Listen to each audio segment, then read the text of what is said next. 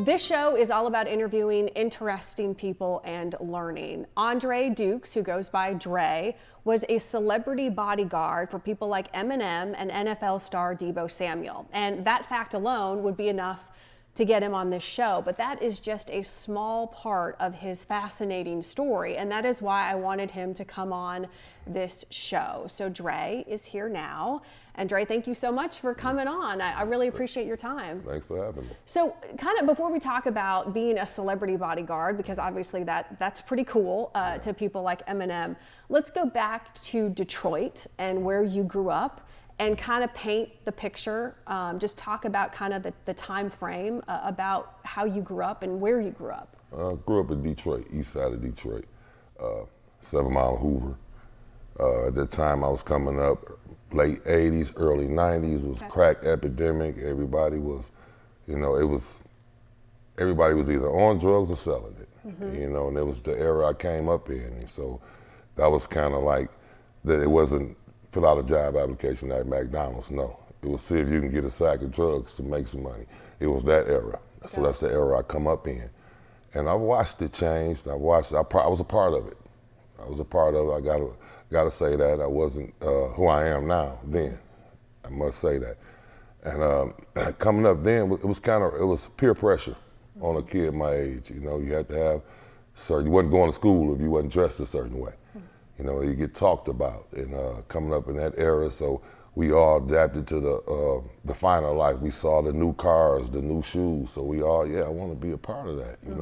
Not knowing no difference. Nobody there to tell us different, because all the older guys were selling drugs. They were drug dealers. Yeah, I know you said that being streetwise wasn't a choice; it was a prerequisite. Definitely, yeah. And I don't know, talk about your family life too. I don't know if. Well, you know what?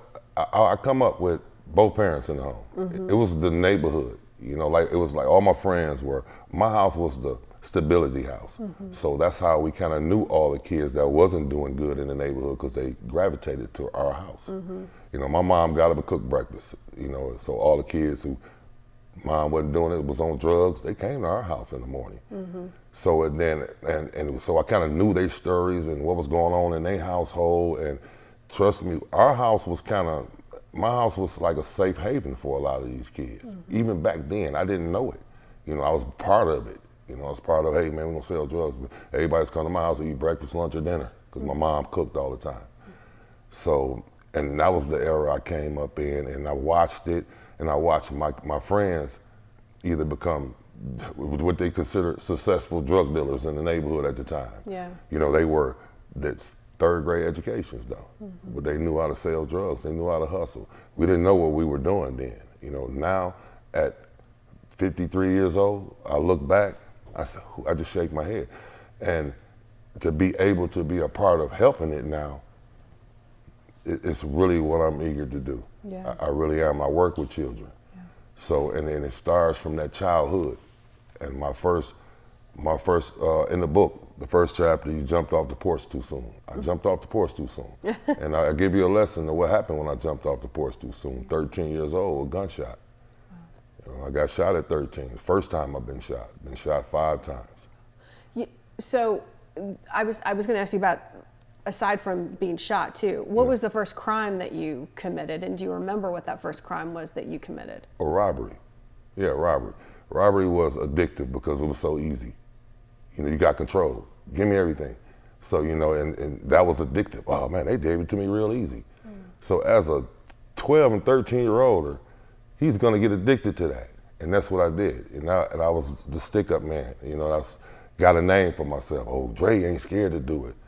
I ain't scared because I got a gun. That's why I wasn't scared, and I think back on it, but I was a big part of the neighborhood becoming what it became.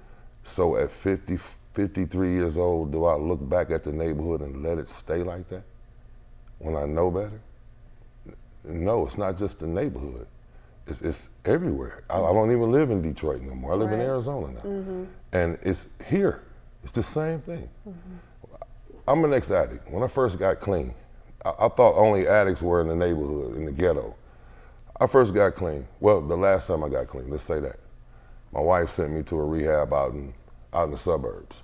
Like where She got insurance. She was like, no, I don't want you to go to that rehab. I want you to go to this other one. I'm like, why? You know, I didn't understand why. But she did that. I was able to see that my roommate was a millionaire. And he had the same addiction I had. Yeah. So this isn't, it doesn't just hit black, it doesn't hit Mexican, it doesn't hit everybody. Right, it impacts everybody. It does, affects everybody, yeah. yes. So you were shot, okay, so the first time you were shot, you were 13. Yeah. At what point, so I'm assuming that when you're a juvenile and you're getting involved in drugs and then you're shot, at what point did you eventually go to jail, go to prison, and at what point, or were you in and out growing up? I was in and out. Okay. I was in and out of juvie. Juvie is where it started. I mean, this is most important. It's why I can't stress it enough, so I wrote the book. It started those years. Yeah. And what inspired me to write the book, I was writing an autobiography. I was gonna write an autobiography, so I got like third through the book. And I went back and read what I wrote. It sounded like everybody else's autobiography that I've read. I didn't want to sound like that. Yeah. And then I thought, who is it helping? Who is the autobiography of my life helping? So when I started working, where I work now, became supervisor, I'm looking at these kids. I'm like, this is where it started for me. This is where it started. And I made a comment to a person. I said, man, I remember when I first got clean, I jumped on a bike and I rode it. And I was almost in tears because I forgot I used to like to ride bikes. I had that many years blocked from addiction and life of crime that I forgot who I really was. And it touched me. It really did. So and that's what's going on with a lot of the youth. They're gonna miss out on everything. I deal with kids and it's sad. I can't change it. I wish I could. Yeah. I wish I could. It's above me. It's really above me, but that's where it started. If we don't catch it there, it's gonna be too late. When they get, and grown, a lot of them they're not gonna make it to that age. Yeah. So at what point when you got out, at what was the aha moment for you that you said, I need to change? Or at what point were you behind bars, and what age was that you said, I gotta make a change of some sort? I can say, I said that every time I went. You did? Every time I went, I've said, this is it, I'm done. I can say, and where I work, they teach me, they stress you can't push religion on no one. I can't do that. Yep. But I can tell you what God done for me and what he continued to do for me. I took a step, he took a leap. And that's when I finally gave him a chance. I wouldn't give nothing else a chance. I'm gonna do it, I can fix it. I'm gonna stay clean, I'm gonna do it. I couldn't do it. I really tried it. I mean, I can't count, my wife can't tell you how many times I've been in rehab before a bell clicked on. I wasn't giving my higher power a try. I kept trying it myself. And I don't, like I said, I'm not gonna push God on you, your religion. I'm gonna tell you what mine do for me. And it's okay for me to do that. Yeah. And I do so. Yeah, it's your experience. Yeah, it's my experience. Yeah. And dealing with the kids, I speak their language. Give you an example. I was at work one day and my boss heard all the kids calling me big homie. And she didn't like that. Hey, Dukes, you can't do that. They gotta call you by the name. So I explained to her what big homie meant. And I didn't. I said, hey, go look up big homie and what it means. She came back to work about 2 weeks later. She yelled out, hey, big homie. I said, all right, then, you ready. Yeah. So it's just a respect thing. I'm speaking their language. You can tell your kid the same thing. 10 years you've been telling this kid to clean his room. I tell him he do it because I'm speaking his language. Yeah. It's either they like my swag, should you say. Yeah. Whatever it takes for me to get your attention. They like a lot of the kids at work, they see me in Eminem rap videos. So whatever it took for me to get your attention, whatever it took for me to guide you the right way. Sometimes you gotta have a look because they getting textbooked so much. I was coming up, I struggled with authority figures. I did, I struggled with them. And I didn't know why, because I didn't come up in a home where I was getting beat, but I just struggled with them because of being a teen. And everybody is this peer pressure. You let him talk to you like that. You let him do that. Well, if I'm coming in, I'm talking everybody's language. I'm not just talking his. I'm not just talking to him. I'm talking to all of you as a whole. You know, and once you, it takes, we need more of me. Right. Oh, we absolutely. need more of me. And then, the book is a lesson book. So get off into it with your kids and let them learn and read. You can read it as an adult. It's from 10 to 16. You can open the book and read it and say, hey, I don't understand nothing this guy talking about. But if you got a teenager kid and you're trying to figure out your kid, give them the book. Let the kid explain the book to you. Yeah, I've read bits and pieces of it, and it is called Streetwise and Real Talk. Yes. I will never forget, I was in middle school, and I went to, for background, I went to a public school in Dallas, Dallas Public School, and we had guys from jail come and talk to us. Like it was a legit, it was in the auditorium, okay? Yeah.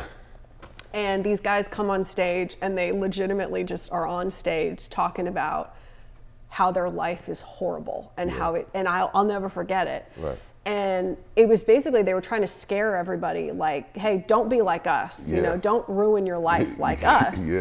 And some of the boys were like trying to like kind of make fun of it, kind of be like, you know, kind of laughing a little bit or whatever. But I won't forget that. And now, mind you, I had come from a great family, you know, real strong structure. But I mean, there were some kids that were headed in that direction, you know. And so the principal knew what she was doing, bringing these guys on stage. So that was interesting, and I'll never forget that. What year? How old were you when you said goodbye forever to jail, and what age were you when you didn't go back? 48. 48. 48. 47, wow. 47. 47, 48. Okay, so it took a while. It took a while, and to be honest with you, it took. Well, I'm gonna tell you this. When I went to jail last time out here, I went to jail with something that I didn't think was a crime. I'm not saying I'm justifying everything, but I knew I was wrong. I wanted to kind of get into how on earth you became this celebrity bodyguard for Eminem and NFL stars and D12. And D12 was like the group that Eminem was in before he became Eminem.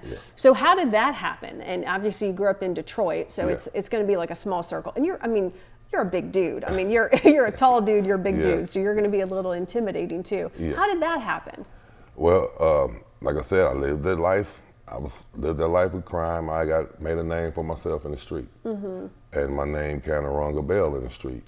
I came home from prison, and rapper Proof from D12 came up to me. He said, "Man, you going on tour with us?" They was getting ready to go on tour like the next day, and I was like, "Man, I can't go. My wife ain't gonna let me go."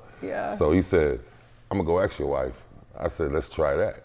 And he went and asked my wife, and she said, "Yeah." She said, "You never been out of Detroit. Go." And it was an opportunity to go on an anger management tour. Wow. So I did that, and of course, they had to get comfortable with me. Like I said, I had a name for myself in the street as being a hothead.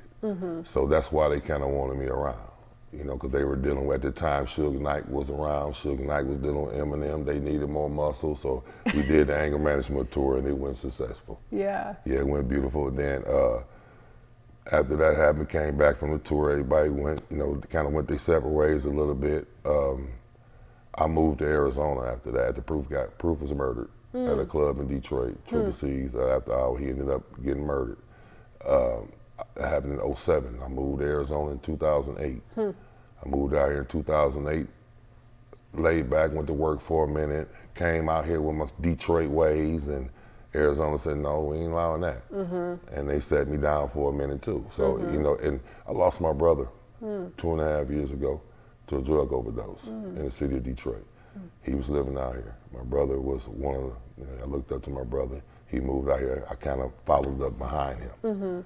And he overdosed, and I was kind of really, to answer the question you asked, what was the final straw? I was on the right path before he OD'd. And when that happened, it was kind of like, I paused for a minute because I was mad at God. And then I was mad. I really was upset. And then I didn't know that, and I kept that to myself. And I didn't know that it was okay to be mad at God sometimes. You know, and I got past it, but God kept putting things in my life dealing with children. Yeah.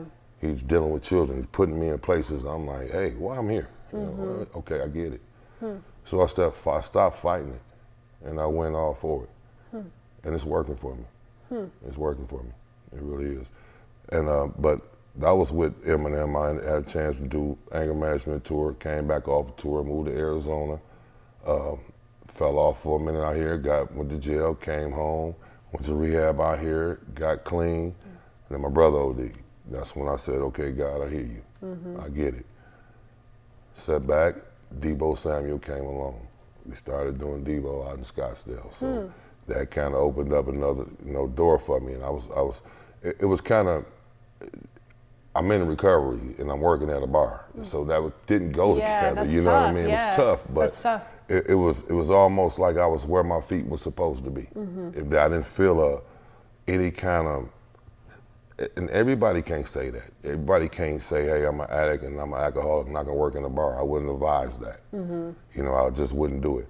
But being around these people and watching a lot of things they were doing, and people with money and millionaires, and you watching these things happening, what you're doing with the money, you're not, you know, it rung a bell in my head that woke me all the way up in every aspect. I'm like, man, so what can I do? Only thing I was able to do was write. You know, I'm not a rapper. I can't rap. You know what I mean? So I'm gonna write it. I'm gonna get it out. I'm not a pastor. I can't preach, you know, but I'm gonna get my message out one way or another. And one thing about me, I will pull up. I have pulled up on parents with the kids struggling. You know, I will pull up. I will pull up and give you that time. I will. I don't have a problem with it because I struggle with the same thing I'm seeing as kids struggle with. Yeah. You have literally witnessed 4 different drug epidemics. Oh yeah. So I mean, and probably the worst one right now is fentanyl. Yes. And it's like there's really no experimentation. I mean, if you experiment, you could be dead. You could be dead. Exactly. It's exactly what's happening to them. It's like there's no warning of it. Yeah. And you watching, I've lost count of how many people I know just died within the last 2 years of fentanyl. I'm like, and the kids, they're not grown-ups. They haven't been doing this for years. They just experiment like every other teenager probably did in our time. Yeah. And they're losing their lives. They're not getting the chance to tell a story. Oh yeah, I tried it. No, you tried it. You're not here no more. Yeah. This is what we're dealing with, and we got to get ahead of it. We have to, and I can't be the only one. You know what I mean? But I can help. It's amazing that you're here. Obviously, that you have lived, you've survived, you've gone through rehab, you've been shot. You know, you have survived, and you're here. You're thriving now, and you're working with kids, and you don't want them to go through what you have gone through, right? And prevent that. Yeah. What are some things that you would tell them? What are some things that you would suggest maybe to them, to their families, to try to steer them in the right direction? Well, I deal with a lot of kids that don't have families. Yeah. You know, they don't have no one. That's where the reentry situation has to occur, and wherever program they're in. You can't put them back out to the streets with nothing. Reentry. Yeah. A lot of them don't know how to do a resume. A lot of them don't know how to do a job application. They're 18 and out. They going where? To the streets. Right. Yeah, they going. And that's when you're about 6-7 months, you'll see them at QT. You know how that works. So, because no one has gotten them. It's not a reentry program for these kids to get into, to teach them these things. You know how to tie a tie? No, let me teach you. You know, let me know certain things like that. They never knew. You can't blame them because they don't know any better. So, and I have a story. I had a guy and his wife. I was in a restaurant. I was on break. And I get this a lot. Hey, everybody ever tell you look like Larry Fitzgerald? I'm like, yeah, they tell me all the time, but I know I don't because I know Larry. So I'm like, okay, they just saying big with dreads. That's what they Yeah, see. that's what they see. That's what they see. A big black guy with dreadlocks. dreads. So they say, hey, you're Larry Fitzgerald. Larry Fitzgerald. So I'm like, nah, I get it a lot. So I'm in a restaurant. I'm ordering, and it's a husband and wife behind me. They like sitting in a booth behind me, but I can hear their conversation real clear. So she said, he's a big guy. I bet he played football. He's in the league. So the husband looked. I can hear the whole conversation. He said, no, that's not Larry. He looks like Larry. No, that's not Larry. He's like, no, he's not playing. He don't even look like he's athletic. This and that. They going back and forth about me, and I'm just in the line ordering my food. So on the way out, the husband was kind of snobby though. You know, the wife wanted to ask. I can tell. So I kind of, made myself presentable. Yeah. Approachable. Yeah, should I say approachable? So they say, I'm walking out. The husband say, hey, buddy, ex-football, ex-basketball. I said, ex-convict. But I circled back around and I explained myself to them and who I was. Yeah. They follow me on Instagram to this day. Oh, that's awesome. So I'm not gonna portray something I ain't. I'm not. Yeah. I'm telling you who I am and what I've been through. I didn't become. My thing is this: I'm 6'8", 300 pounds, give or take. God ain't making me this big to play football nor basketball. He made me this big to be able to endure 5 bullet holes, 9.5 years in prison, and a whole lot of drug addiction, so I can get back. I got clean, and this is why he made me this big, and I'm stuck on that. My son's a football player. I leave that to him. But me, no, it's not. I got a mission, and the mission is way more deeper than what I can even explain on anybody's talk show or news. It has to be hands-on. We have to help the youth. They're our future. Yeah. Whether you want to keep riding past them at the store, ignoring them. I know they looking like they 50, 30, 40 years old. Ask them kids are only 14, 15 years old. Drugs got them looking like that. Yeah. I worked in the rehab. I done held these kids' hands while they was detoxing, shitting and pissing on themselves. Outdid it. Yeah. Talked them through it. Now where we go with it? When they get clean, what we do then? Where we take them then? Put them back to the struggle. You did your 90-day program, you did great. Go home to the same neighborhood that you came in here on. Yeah. They don't have no one holding their hand then. And I want to hold your hand when you're coming into rehab, and I want to hold your hand when you're leaving. Because you're going to need me there. Majority of drugs is 72 hours physical. The rest of it is mental, except for alcohol. Alcohol is one of the worst drugs to kick. And yeah, it's the same thing. I mean, if you're going back to the same place that you went to before rehab, it's going to be the same. It's the same issue, the same patterns, the same everything, the same people that you're surrounding yourself with. How on earth are you going to break that? You got to change. Stay away from wet places, faces, and situations. And it's hard to do if that's in your household. Right. That's kind of hard to do. And also survival too. If there's kids out there that you said have no family, no support, they're just trying to survive. They trying, and all they know is what they come up probably seeing in different group homes or whatever. They looking for guidance. They seeking for guidance. Yeah. And then a lot of times they don't want to listen to someone who has not been through what they've been through. Not saying that person can't help you. That person can still help you, but they feel more comfortable with someone who's been through what they are going through. Oh, you was a 92? And I talk to them all day. And I say, what drug you was on? They tell me, I'm like, damn, how long was you on it? Yeah, how you feel now? And they say, yeah, why you asking me all these questions? Because I was addicted to the same drug. Yeah, let's talk. And I grab that kid. They need the time. Yeah. They need that one-on-one.